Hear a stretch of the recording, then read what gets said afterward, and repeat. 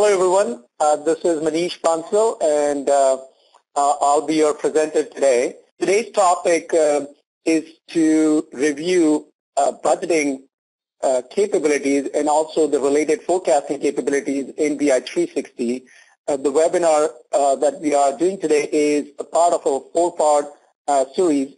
So far we have, for those of you who joined us in the previous two webinars, we have covered reporting aspects of BI360 and also the modeling and forecasting aspects of BI360. And in today's session, we'll focus primarily on budgeting.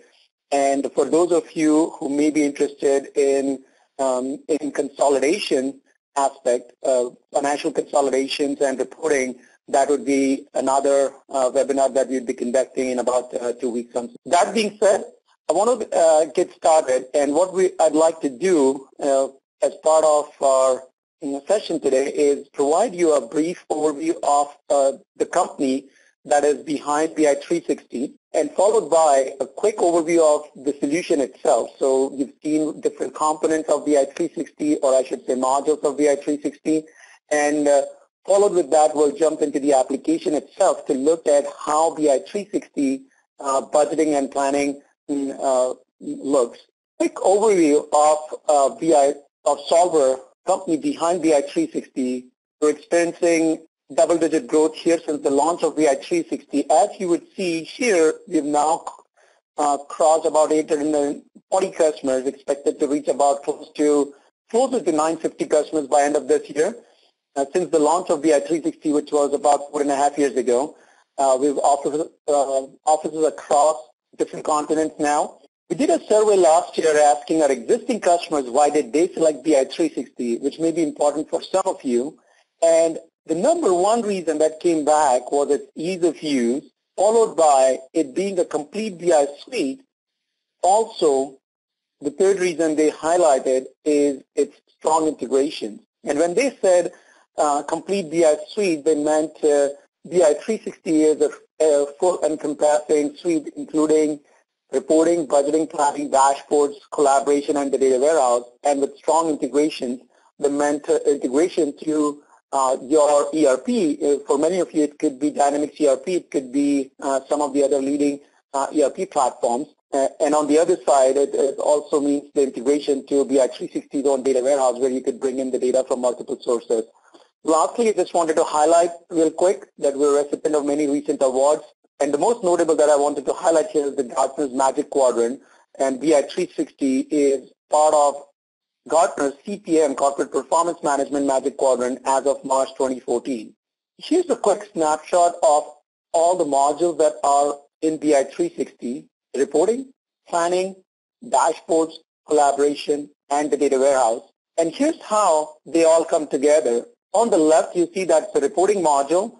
The dotted link that you see going down into your Dynamics ERP allows you to report live off of your ERP, which is some of the capabilities we reviewed in the past BI360 webinars. The other option is to report off of the data warehouse, where you can bring data from multiple data sources, for example, payroll, Dynamics ERP, or any of these other data sources. Exact replica of the reporting integrations, they go into the dashboard module too, meaning now not only can you run reports off of your data warehouse or live off of your ERP, but you can also provide dashboards live off of ERP or the exact same data model that you constructed in the data warehouse. Lastly, the planning module, which enables budgeting, forecasting, and modeling capabilities, which is our main focus for discussion today, enables, as I mentioned, budgeting, forecasting, and modeling capabilities. In this module, which is Excel-based, an extension of the reporting module, the power users who are designing the budget templates will remain in Excel, and also the end users will be entering the data in from the familiar Excel interface. That's what is available in today's version in BI360. What we just provided a preview of at our recent BI360 user group conference last week is the web-based budgeting, which is coming up later this year to be launched, which would allow the end users to be able to enter budgets through the web interface also. When it comes to reporting dashboards, both are available in web-based interface already, and along with the iPhone and iPad apps. That being said, When it comes to budgeting and planning, not only can you do your financial budgeting, for example, expense budget, you can bring in your payroll data, which will flow into your planning templates for payroll budgets. You could also do other types of budgeting and forecasting, which may relate to your operational budgets, operational forecast, meaning your sales forecast, which may be coming from systems, and supporting data might be coming from systems like CRM or any other systems that you may be using internally, for which you would need to get the data out into the data warehouse, and that would be surfaced into your planning templates. Collaboration is the module that brings it all together in terms of overall BI360 capabilities, wherein you can discuss your report KPIs, your budget variance analysis, budget KPIs, as well as dashboards, etc. So any of the collaboration that you may otherwise leave behind in meeting notes or emails could now be captured in a database workflow-backed environment, and something very, very interesting trend that you would see with a lot of CPM vendors or BI vendors in the future. With that, I would transition ourselves into the application itself, and we'll begin with a quick overview of the budgeting templates here. What we'll do is we'll quickly begin with an interface of the budgeting application here. And within that, I'm going to show you different budget forms and how you could access these budget forms. What you see here is our familiar Excel sheet, and on the top is our familiar Excel ribbon, which is Excel 2007 and upwards, the later versions. On the far right, you would see the BI360 planning and BI360 reporting add-ins, which are the Excel add-ins provided by BI360. Focusing on the planning module, you see I can access my assignments right from here. So think of me as an end user right now, wherein all the budget templates and everything has been set up by the budget administrator already, and I can access the relevant assignments that have been assigned to me. Now, of course, since I'm a demo user, you would see that a lot of assignments have been assigned to me, but in reality, you would see only the specific ones, or specific templates that have been assigned to a particular business user. As you can see on the left, I can group my budgets forecast into different folders. So the top level where it says I have grouped my budgeting templates into budget input and folder, as well as on the left, you would see I can also access my reports right from here. So if I'm interested in the financial reports, there are many, many financial report templates or consolidation reports or budget-related reports that we would see a little bit later today. So for now, let's assume I am one of the budget input user, and what I'll begin with is to play a role of an HR person first. And before we go into that, I just wanted to also highlight the workflow aspects of BI360. So you would see I can, for each of these assignments that you see up there, I can say this particular assignment or this template, this is the message from the budget manager. Here is the start and end date that the budget manager has specified for this specific template to be done. Now, of course, I put that out towards December just so because I don't have to reopen the assignment every time. Within that template, I also see 3 different departments this template has gone out to, Department 100, 200, and 300, wherein Department 100 has opened the template, so you can see that status. And you would see that they opened it on specific date, they haven't completed it, and they can submit the assignment once they complete it. Department 200 already submitted it, and hence you see they already submitted the assignment and that date and time stamp. Similarly, Department 300 submitted it at some point, but it seems they requested the budget admin to reopen their assignment, and hence you see that shows the status of reopen, and they could still go back and submit. What this tells us is there is database workflow back capabilities for each of the templates or assignments that you would provide to your business users, specifically to their role, meaning their department, and the status is being tracked in the database, which you can report off of and use that as a budget manager to track the progress of your budget process itself by department. So in a way, now if someone in the organization says, well, I'm working on it, you would know whether even they have opened the assignment or not based on these statuses. So there could be a tighter follow-up process that you could enforce within the organization, knowing that everything can be tracked within the budget process now. The start and end dates provide a good mechanism for the budget manager to say, well, for HR, I want them to get their payroll budgets in in the first 3 weeks, let's say, so that that data would flow into the operational budget or the overall expense budget, OPEX budget. That way, when the departments go in, they already see the payroll budgets for their department. If that's how you would define the process internally. So let's go ahead and look at one of the examples here. We'll begin with the example that we just talked about. Is, let's say this has been assigned to an HR director, wherein HR director has been asked to provide any assumptions related to the payroll budget, for example. As an HR director, I would go in, and of course, in that case, I would have only the assumptions template and personnel template, possibly, are the two that I would have access to as an HR director. Now, in this case, I'm assuming that the central HR person is the one who is making the assumptions centrally across the organization. Of course, you could divide that across multiple people too, if that's how you'd like to divide your process. Now, here's where you see I just ran the assumption form, wherein you would see that these are my corporate assumptions, and these are some of my payroll assumption accounts, in this case, FICA, FUTA, SUTA rates, etc. And here, let's say I want to make a quick change. Let's say the FICA rate is going down to 7.5%. Once I've made that change, you see in the top ribbon under BI360 Planning, I have the Save Data button. This is not the Excel save, but this is the BI360 Save Data, and I can click on that, save the data. What this is doing right now, it is saving the data back to the database. So just from a data flow perspective, if I were to bring us back real quick, so here's where you would see when we ran that budget template, all of our data flowed into the planning template. That was the data getting refreshed from the data warehouse into my planning template. And when I entered the data and saved the data back, it was taking my budget data back to the data warehouse, meaning my data warehouse is also acting as the budget database.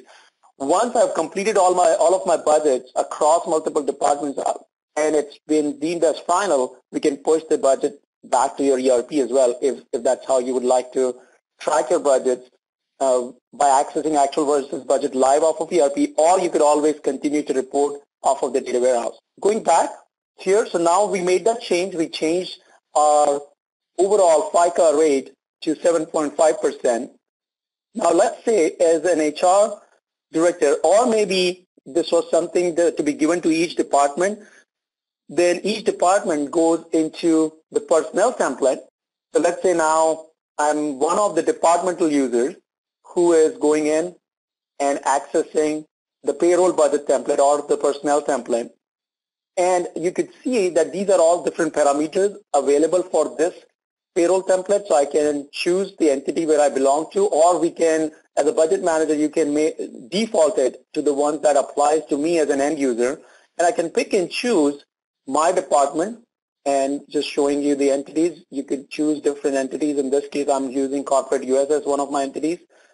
And Department 200, which is finance and accounting, I can pick and choose a scenario or a forecast version and the last actual month, which actually shows that this is specific month that up until when we had the information or the data available. Now, based on the current year progress I met.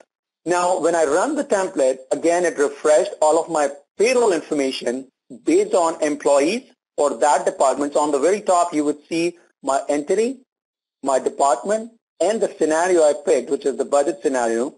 All of the information, including the full-time employees, etc., is being pulled from my database, which may in turn be coming from the payroll system, which you saw in that solution overview slide, that the payroll system could be one of the data sources which is providing input or feed into my budget database or the data warehouse. So all of that is now uploaded in my budget database, which is being surfaced here into my template. Now let's say into my budget template, in this case the personnel template.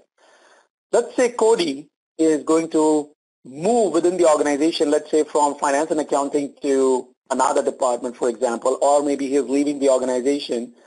depending on whatever scenario might be the case.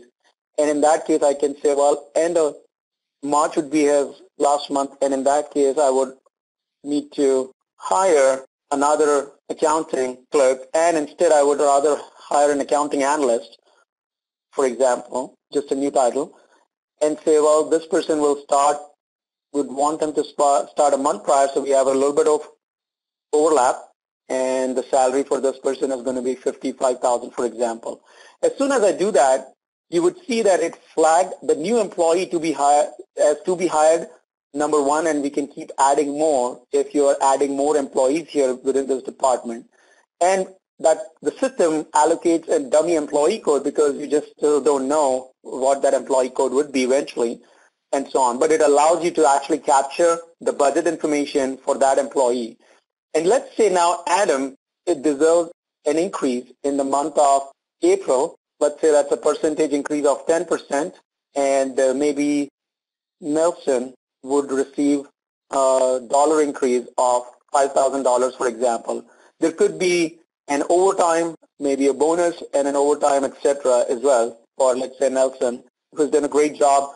And those are all different placeholders that I have access to input my data. So everything that you see on my spreadsheet that is yellow cells, and that may seem like a different color at your end just from a web presentation perspective, but wherever I'm entering the data, these are my input cells, and everything else that you see as blue or grayed out area, those are all the areas where I cannot enter any data. That's all coming directly from the system, or those are calculated fields. What this also tells me is I can devise and design my budget form in a way that would make most sense, and hence we also, you saw in the title of the webinar today that you can adopt the budget templates to what it may be more consumable for your organization. In fact, we could take your existing templates that may or may not be in Excel, and we can fit them into BI360 if that's what you'd like. But of course, there are a lot of templates available here in BI360, as we are seeing them here, that are available for you to use in your environment.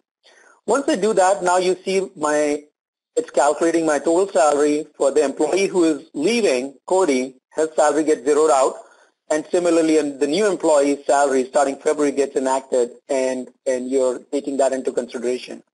Moving forward, that's my total compensation, overtime that I entered for Nelson, similarly the bonus right there. So you would see that right there. Now, remember in our previous budget form, wherein the HR director went in and entered a FICA rate of 7.5%, that's what you're seeing right there. Meaning, I didn't have to go in as a department user. I didn't have to worry about anything that was done by another user within the application.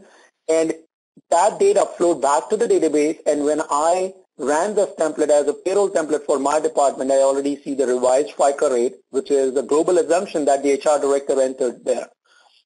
What that shows us is any of you who may be doing your driver-based budgeting or making some global assumptions, that assumption template could be one of many things, including one of them that we just saw was the FICA rate was the assumption. It could be your global drivers. It could be your price, quantity, if you're doing your sales forecasting, etc., and so on. So, and now that FICA rate is being used to calculate the total FICA expenses for all the employees, similarly the FUTA, SUTA rates, etc., right there, workers' compensation. And not only that, but we also can keep track of the headcount within that department at that specific month within that year. So as this also is a statistical number that some of the organizations may be using to calculate their overheads, or certain accounts are being driven by the headcount accounts, could be facilities or electricity or any of those utilities related expenses.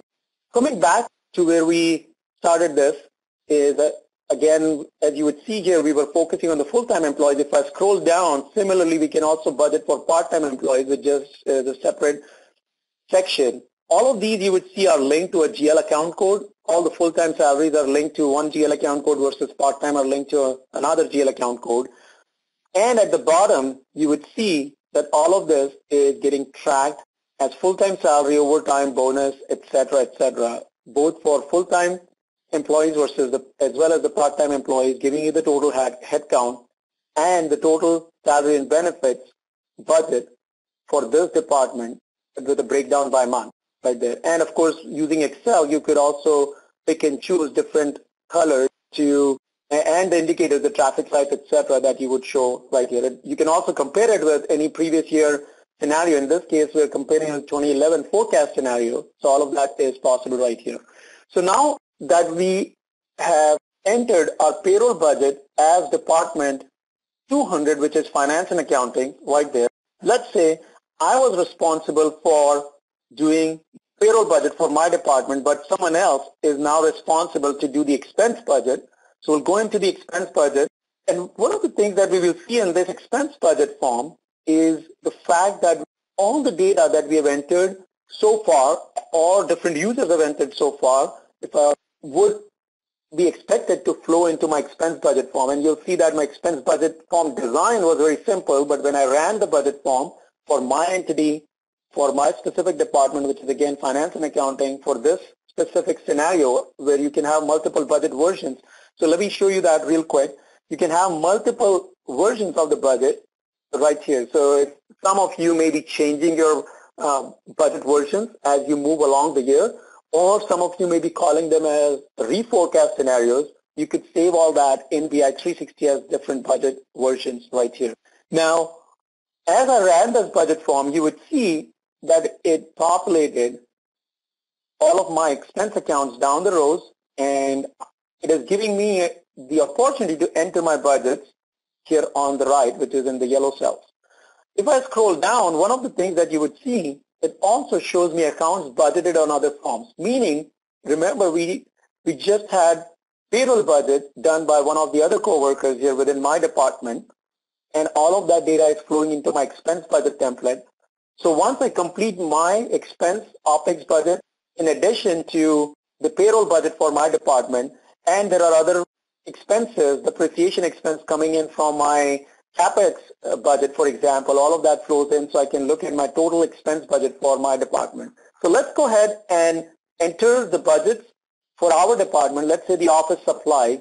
I can say, well, it's not going to be $12,635. We got to reduce that to at least maybe 60% of that. So let's call it $7,500, and I can just enter it as a lump sum number.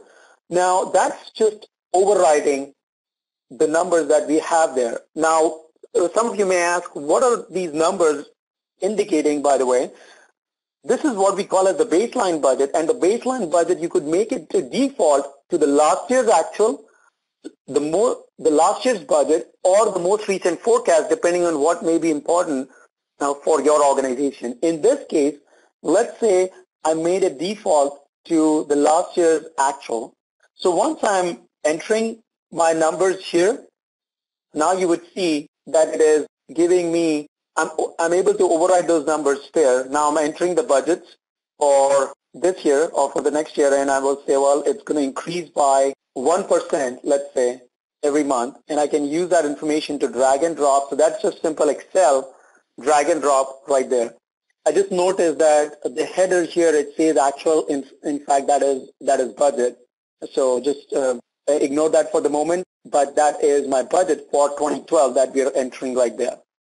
While the actuals may be from 2011 in this case, and we used our Excel skills to just enter that budget for office supplies, account 62,000, for example. Now, since I overrode the actuals from the last year, there is no way for me to now remember it unless I took a note of it in my cheat sheet. But since BI360 is a full BI suite, including the reporting capabilities, it's very easy for us to bring in your last year's actual or the current year actual right there. And this is where you would see we're bringing in current year's actual, and up until October you see the actuals. But since we are maybe in November, which is the last actual period, if you remember, we chose on the left, which was October, so we're getting actuals up until October, but it is also combining that with the forecast scenario so we can see what we were forecasted for the remainder of 2 months, so we can compare it with the yearly total, in this case 163,000, and also use that as a way to say, well, that is actually a good 60% of or so of the overall expected budget or last year's actual spend. Similarly, that's one of the ways that I would say we can enter the data. There are a few other ways. Some of you may be doing a lot of spreading or copy the last year's actual and just increase it by X percentage, or I want to spread it based on a certain trend, etc. All of that is possible to do in BI360. For example, now in this grid, I just clicked on Enter Data button, by the way, on the top, and that brought up my BI360 planning window. And instead of scrolling on the right, I could also look at my last year's actual right here, in this case, other supplies, and I could say, well, copy the history, increase it by 5%, enter increase due to inflation, for example, and update Excel. So now I've entered other supplies by copying the history and so on and so forth. I can also enter a lump sum number here. So if I take 53,000 and I just want it to be 60,000, I can just say and spread it evenly or spread it quarterly. I can do that. I will enter the value right there, or I can do the historical average. Or for some of the expense accounts, for example, utilities, you may want to do it trend-based just so it gets seasonality in place. This is also one of the important features for sales forecasting that we talked about earlier, is to see if you have seasonality in your sales numbers, that would take care of that aspect as well. Not only that, some of you also may have the need to allow end users, in this case myself, to be able to add more details as opposed to these lump sum numbers, which is anything greater than $2,000, let's say.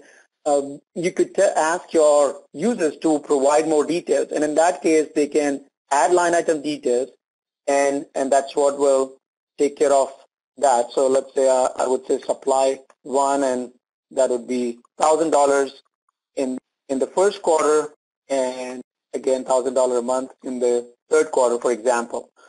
And I can enter comments at this level too. Similarly, I can keep going down and say, well, what about another maybe pen and paper, for example, and I would say $500 here and enter comment at line detail level 2. So you can do all that right here, and I can update Excel similar to how we did before. But of course now, as you would see, it overrode all the numbers that we had before, and it took the new numbers that we entered here. Once I've done all that data entry, I can save it back to the database as well. And before I do that, I just wanted to show you real quick, I can also use the charting capability in my planning window to kind of see how I'm doing in terms of my account in budget versus actual. So now I can keep going down the rows right here to see how we are doing in terms of our budget versus last year's actual. So that's just kind of a validation check before you would go ahead and save the data, for example, if you want to do it that way. And there are different ways I can look at that information in a grid, line chart format, column format, etc. Okay.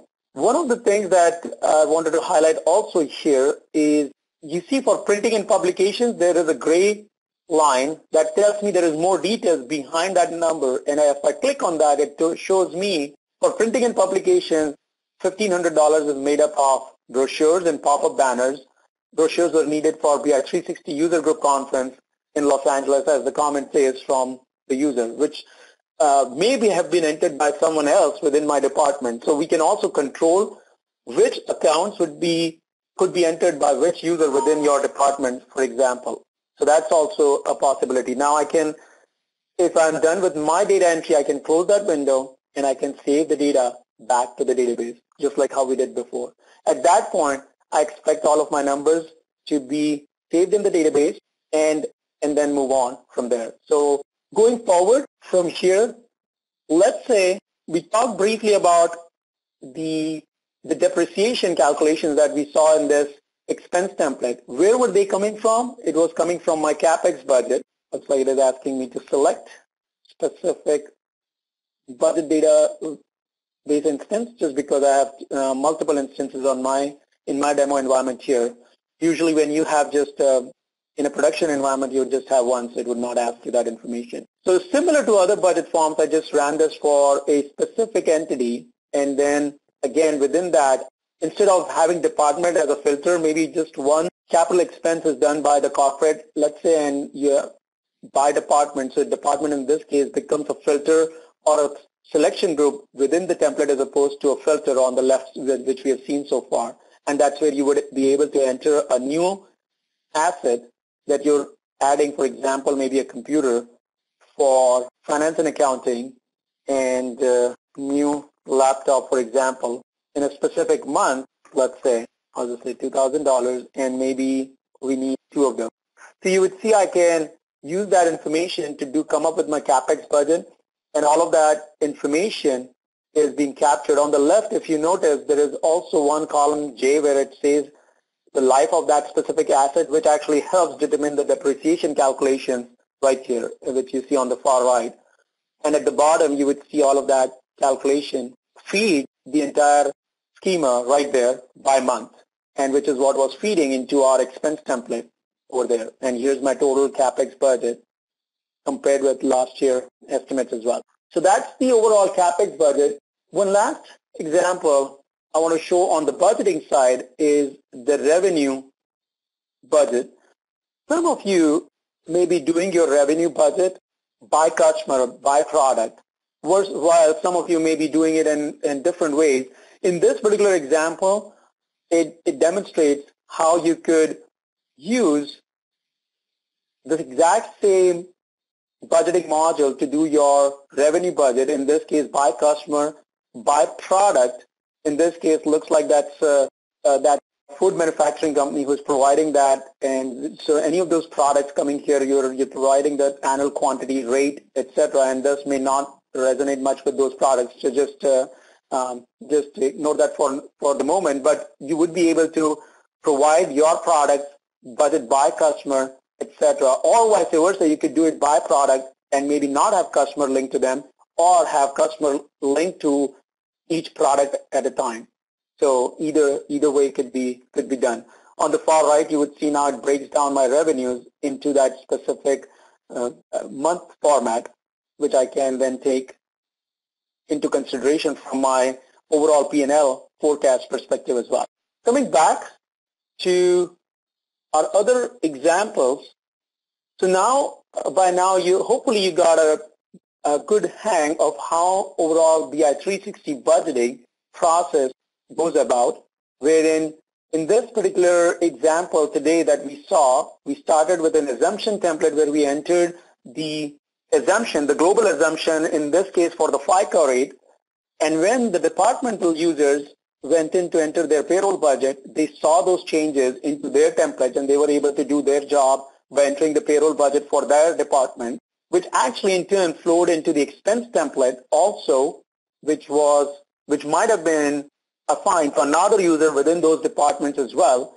And as we also talked, expense template within a specific budget template, you can also assign different accounts that would require input from different users within that department. So there are different checks and balances and controls that you can enforce as a budget manager or as a budget template designer. In addition, we also looked at the CapEx template, the revenue template. Also, you can do your personnel allocations, personnel planning by multiple departments, project budget, cash flow budget, and projections, etc. right there.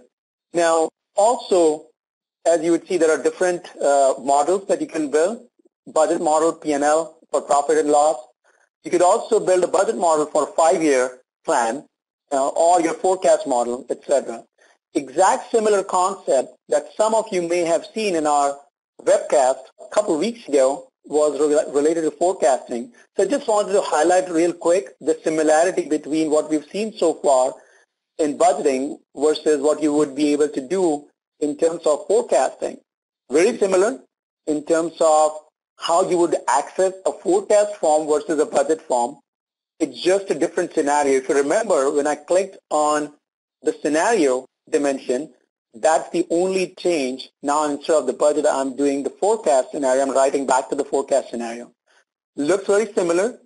In this case, I picked but say the last actual period I picked is 1206. I think there is data till 03, so I'm just going to go back to that and rerun this.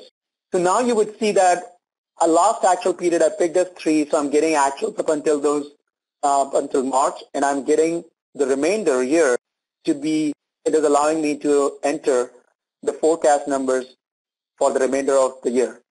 So that's just kind of a mechanism for you to be able to reforecast during the year. So as you move forward during the year, let's say now you do the quarterly forecast, you would move forward with the last actual period being period 6, meaning June, and then it will just move forward as we just saw a moment ago. Now here I can enter my data and save it back to the database, coming up with a new forecast version.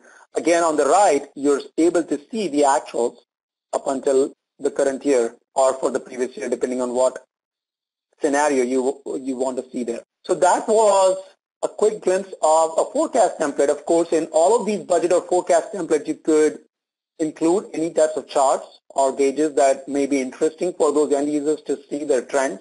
In this case, a line chart and a bar chart made sense. So that's what you see here, as opposed to the speedometer and other options available too. So that was a quick glimpse of the forecast input template. Similarly, there are other modeling examples that are available, and this was covered in the other webinar series, as I mentioned. But for those of you who may be interested further, there is a recording that was done by us a couple of weeks ago, I believe, that would be available to you from the IBIS website. But also, if you're interested in specifically looking at any specific modeling scenarios, we would be happy to provide you another round of demonstration around that. So that's the modeling example. Now, once you finish your budget process, let's say your forecasting process, the question comes up, how do we report actual versus budget? Now, of course, that could be part of any of your financial reports. So you would be able to track your reports based off your actual versus budget, based off your P&L reports, or you could specifically design the budget reports also. So I'm just going to run one of the budget reports here, or a P&L report, which also helps us track the actual versus budget. So as you would see, now I'm into the reporting module, and as an end user, it does not, I don't feel any different than being into a budget module or a forecast module versus now being in the reporting module or capabilities per se, if you would put it that way.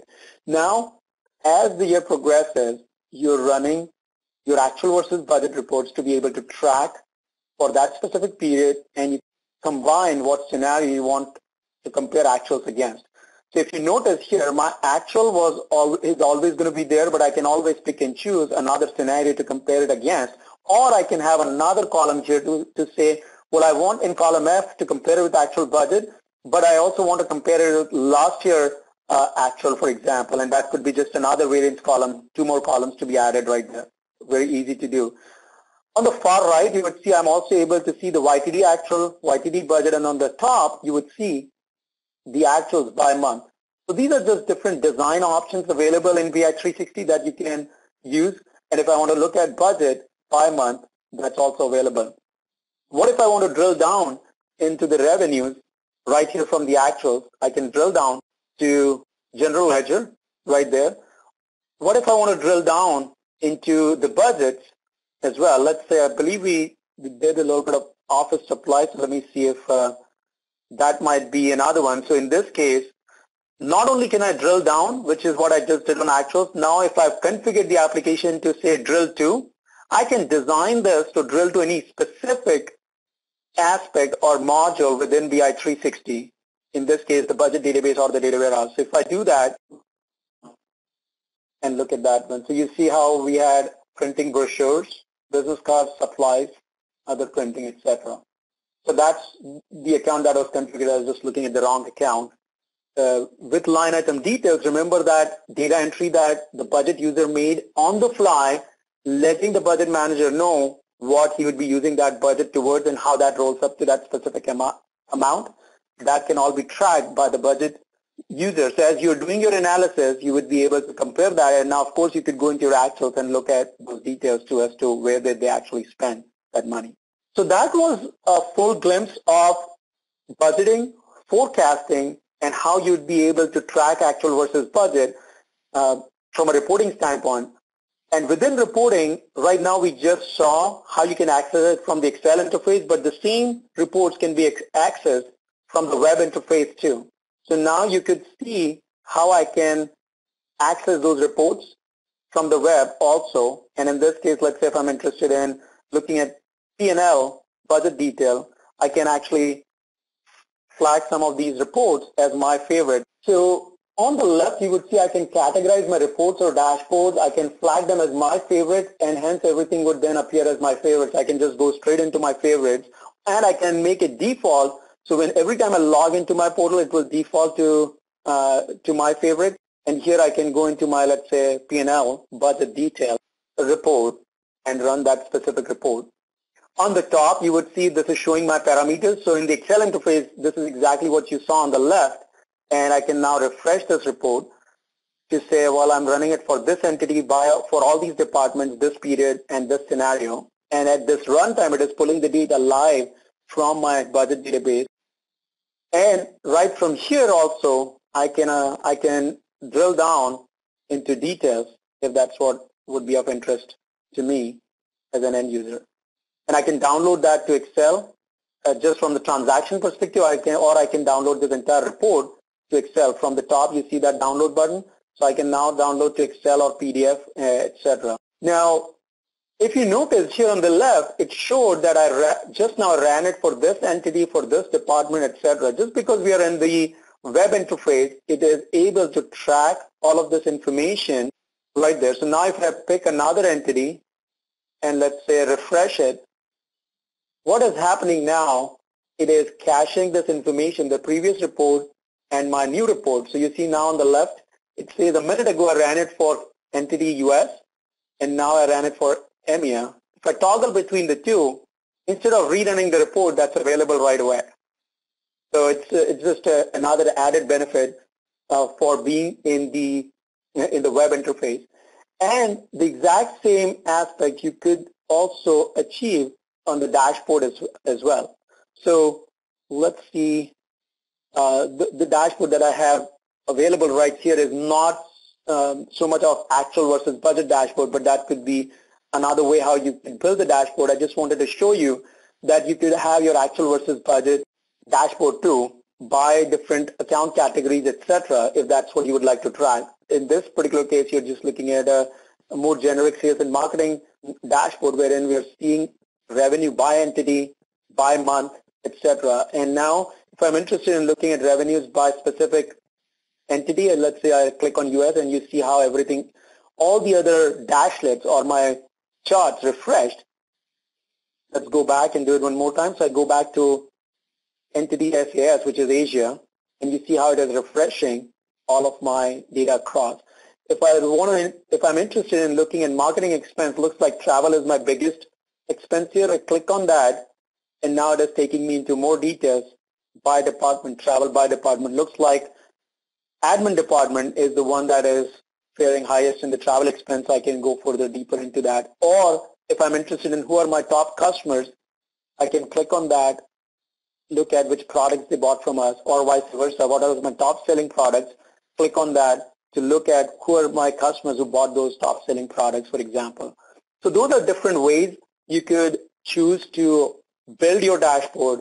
Each of these charts is what we call as dashlets in BI360. So you can make a library of these dashlets and save them into the BI360 library, and you can pick and choose.